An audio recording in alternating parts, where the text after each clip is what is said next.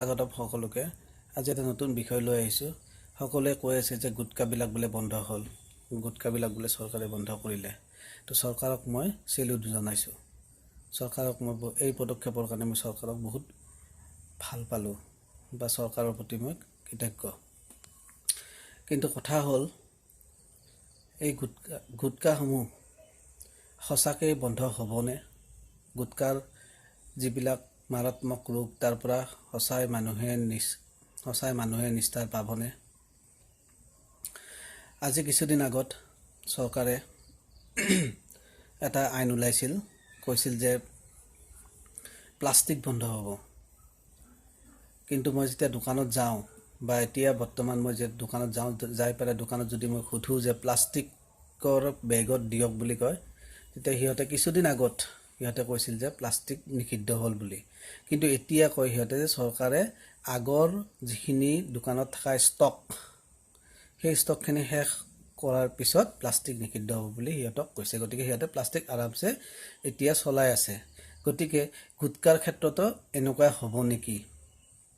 আগৰ যিখিনি গুটকাৰ ষ্টক সেইখিনি শেষ হোৱালৈ এই গুটকা নিষিদ্ধ আইনখন প্ৰণয়ন নহ'ব নে হ'ব?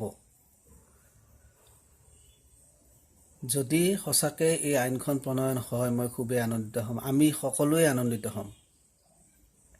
কিন্তু সঁচাকৈ এই আইনখন প্ৰণয়ন হ'বনে নহয়? আজি কিছুদিন আগত দুৰ্গা পূজাৰ ঠিক আগমুহূৰ্তত গাড়ীৰ কিছুমান আইন আহিল। সেই আইনবিলাকৰ কাৰণে মানুহে বহুত ধৰণৰ কষ্ট কৰিও আইনবিলাক বস্তুৱে নথি পত্ৰ যুগুত কৰি ল'লে।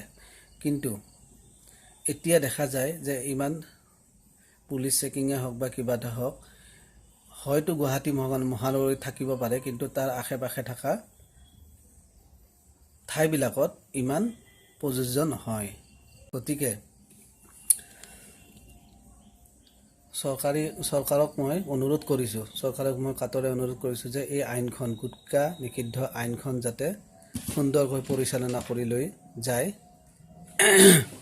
বা সুন্দৰকৈ প্ৰণয়ন কৰে, তাৰ বাবে এটা কঠোৰ পদক্ষেপ লোৱাটো